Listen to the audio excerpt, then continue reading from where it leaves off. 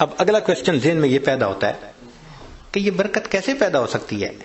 تو چند اعمال ہیں کہ جن کے ذریعے سے انسان کی زندگی میں برکت آتی ہے. ذرا توجہ سے سن لیجئے تاکہ بات کو مکمل کریں.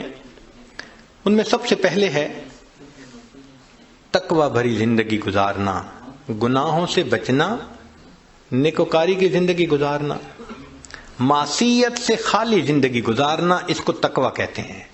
احتیاط والی زندگی، ہماری زبان میں کہتے ہیں نا to be on the safe side, English میں کہتے ہیں، اور یہ to be on the safe side.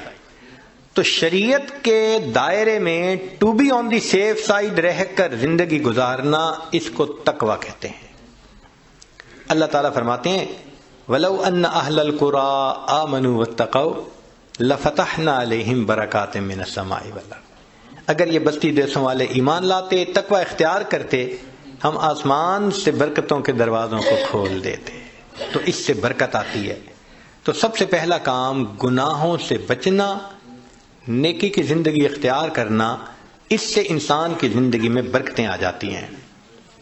دوسری چیز اللہ کا ذکر کثرت کے ساتھ کرنا. اللہ کا ذکر کثرت کے ساتھ کرنا. کیوں؟ اللہ کی ذات بھی برکت والی اور اللہ کا نام بھی برکت والا. دلیل قرآن عظیم الشان میں سے اللہ تعالیٰ فرماتے ہیں تبارک الذی بیدہ الملک، برکت والی ہے وہ ذات جس کے ہاتھ میں ہے ملک. تو ذات بھی برکت والی ہوئی. اور پھر فرمایا تبارک اسم ربک، برکت والا نام ہے تیرے رب کا. تو ذات بھی برکت والی اور اس کا نام بھی برکت والا. اس لیے ہمیں چاہیے کہ ایک تو اللہ کا ذکر کثرت سے کریں تاکہ زندگی میں برکت آئے، اور دوسرا یہ کہ ہر اچھے کام کی ابتدا بسم اللہ سے کریں. بعض مفسرین نے لکھا ہے کہ اسم جو لفظ ہے نا، اس کے کئی معنی ہیں عربوں میں.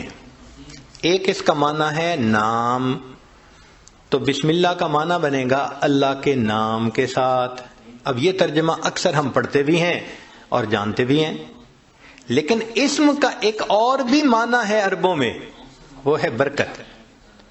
تو اگر وہ معنی لیں تو بسم اللہ کا ترجمہ بنے گا اللہ کی برکت کے ساتھ. اور اب مجھے یاد آتا ہے کہ ہماری نانی دادی یہ بوڑھی عورتیں تھیں نا، وہ اٹھتے بیٹھتے اللہ دی برکت نال، اللہ دی برکت نال، یعنی کسی نے ان کو بسم اللہ کا ترجمہ سکھایا تھا.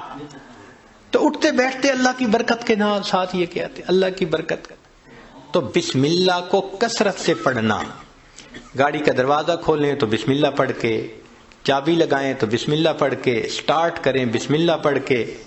کوئی بھی اچھا کام بسم اللہ پڑھتے رہیں. جس کام پر بسم اللہ پڑھیں گے اللہ اس کام میں برکتیں داخل کر دیں گے. ایک حدیث پاک میں ہے کہ میرا نام برکت والا ہے، اور جس کام میں میرے نام کو پڑھا جائے گا میں اس کام میں برکتوں کو شامل فرما دوں گا. تو بسم اللہ ہم اپنی زندگیوں میں نہیں پڑھتے زیادہ. آپ غور کریں، ہماری کوتاہی ہے کہ ہم اس کی برکت سے فائدہ نہیں. ہمیں نہ تویزوں والوں کے پیچھے بھاگنا پڑے گا، نہ عملیات والوں کے پیچھے بھاگنا پڑے گا، نہ کسی اور کے پیچھے جانا پڑے گا. ایک بسم اللہ کی اپنی زندگی میں کثرت شروع کر دیں، اللہ تعالی ہر چیز میں برکتیں عطا فرما دیں گے. آپ اس کو تجربہ کر کے دیکھیے. سبحان اللہ، کیا برکتوں کا سمندر ہمارے پاس ہے اور ہم ادھر ادھر بھاگے پھر رہے ہوتے ہیں. یہ تو ایسا ہی ہوا کہ انسان دریا کے کنارے ہو اور پیاسا مر رہا ہو. تو ایک تقوی سے برکت آتی ہے، اور دوسری اللہ کے ذکر سے، اللہ کے نام سے، بسم اللہ کو مختلف اوقات میں کاموں سے پہلے پڑھنے سے انسان کے عملوں میں، کاموں میں برکت آ جاتی ہے. اور تیسری چیز کہ انسان کی دعا، اس سے بھی زندگی میں برکت آ جاتی ہے. دعا سے برکت، جی خود دعا کریں، ماں باپ سے دعا کروائیں، پیر استاد سے دعا کروائیں، دعائیں لیں، دیکھیں برکتیں کیسے آتی ہیں. ایک ہوتا ہے دعا کروانا اور ایک ہوتا ہے دعا لینا، ان میں فرق ہے. آج ہم سب لوگ دعائیں کرواتے پھرتے ہیں، اور دعائیں لینا یہ ہوتا ہے کہ انسان اتنا اچھا بنے، نیک بنے کہ اس کا چہرہ دیکھ کے ماں باپ کے دل سے دعا نکلے، پیر استاد کے دل سے دعا نکلے، دوست کے دل سے دعا نکلے. یہ ہوتا ہے دعائیں لینا.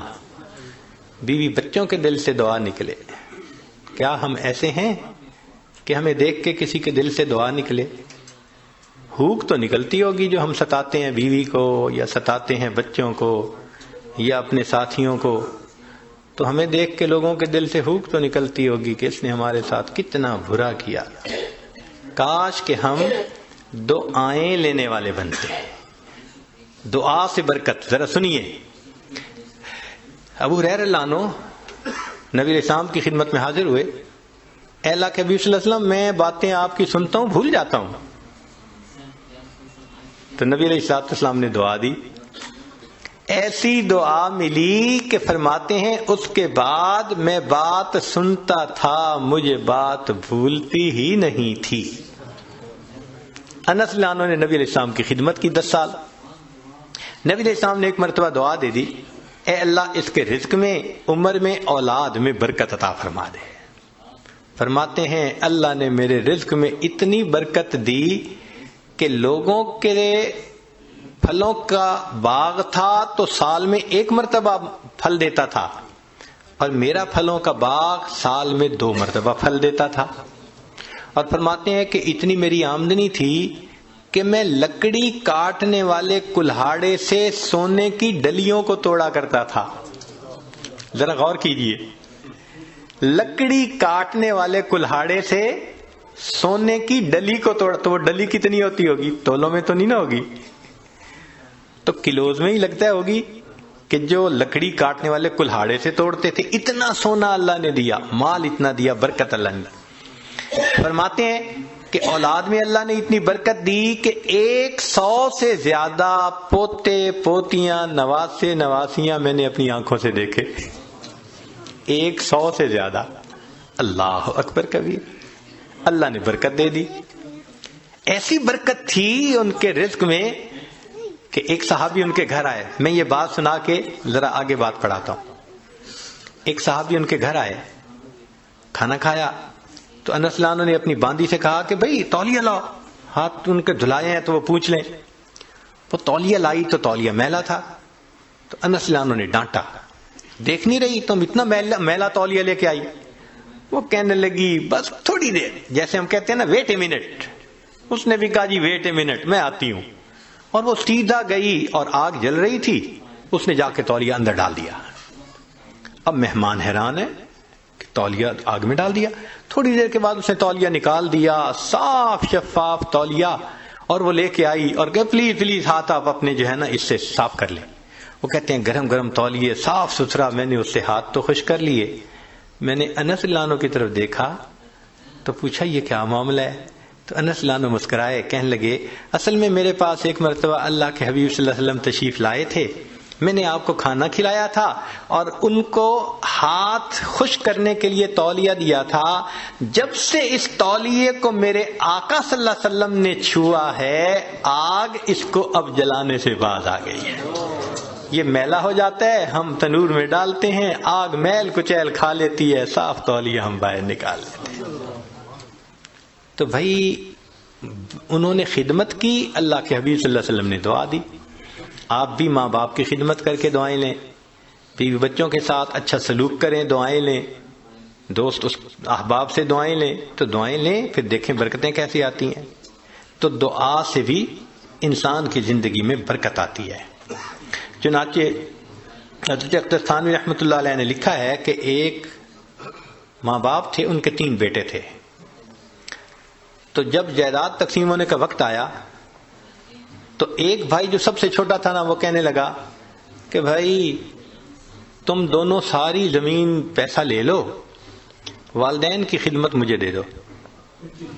وہ بڑے خوش ہو گئے کہ چلو بھائی ساری جائیداد ہم مل گئی اور یہ کرے خدمت.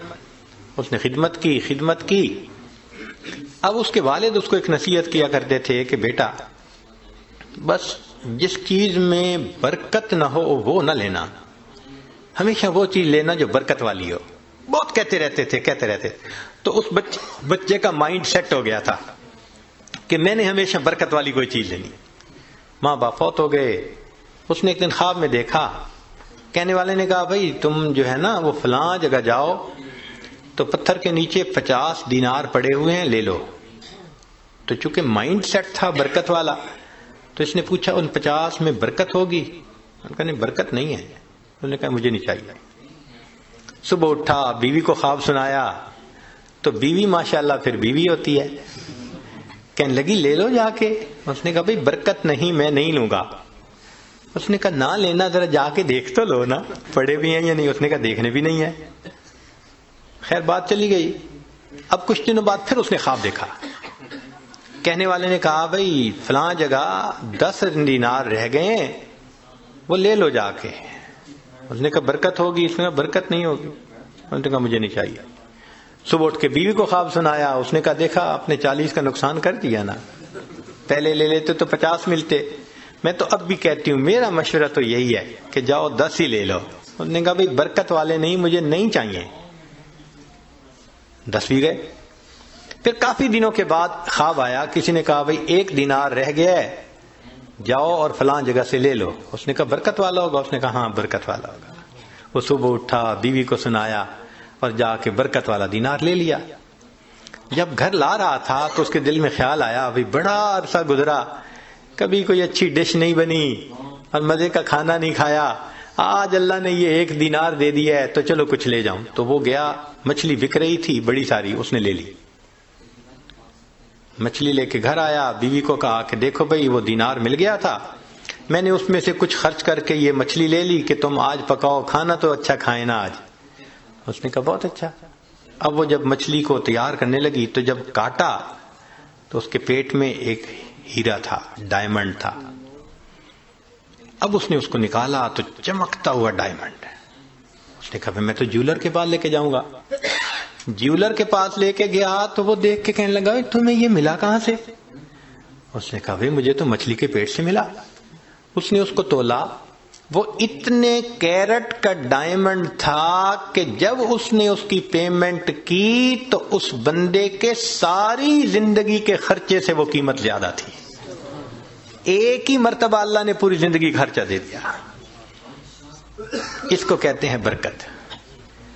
ہمیں اصل میں کسی نے سکھایا ہی نہیں شروع سے کہ یہ بھی ایک مانگنے والی چیز ہوتی ہے.